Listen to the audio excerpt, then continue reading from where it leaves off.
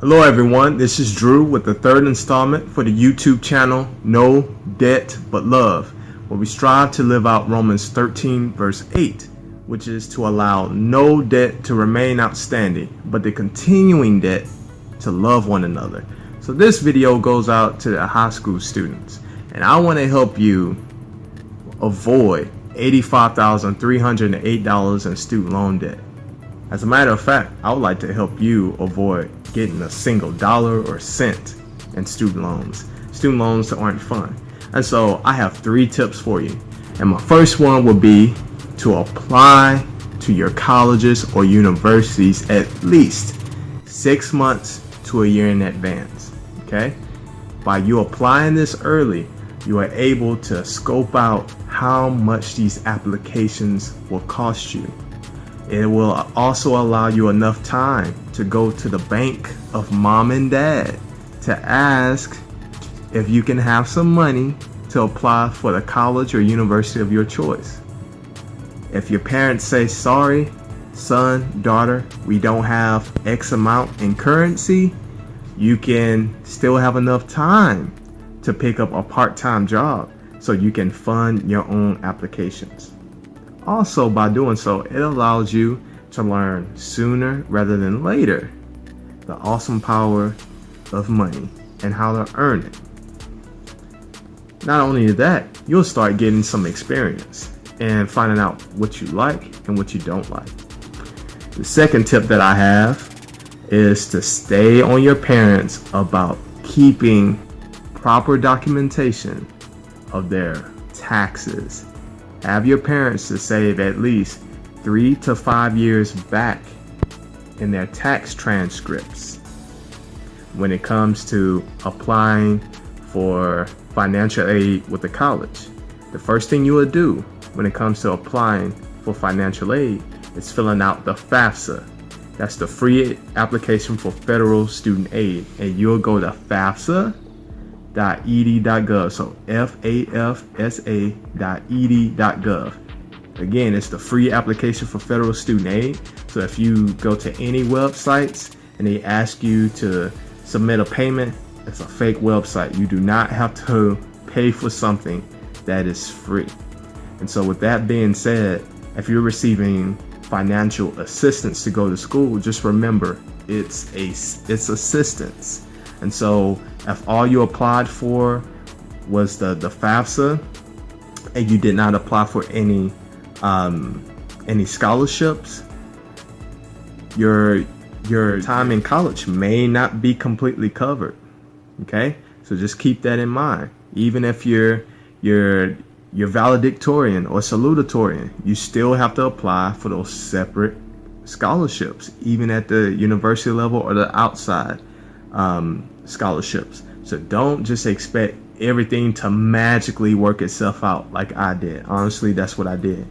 Another thing to keep in mind when you're applying for financial aid, you want to remember that there are millions of students across the United States that are applying to receive this financial assistance.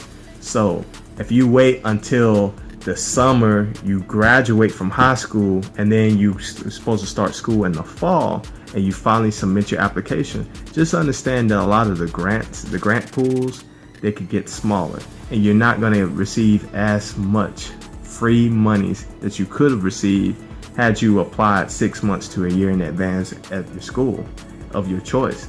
By doing so, you also figure out what GPA is required, what scholarships, if you need to do a little bit more community service to receive a specific type of scholarship. You don't want to be left in the dark and having to pay more money.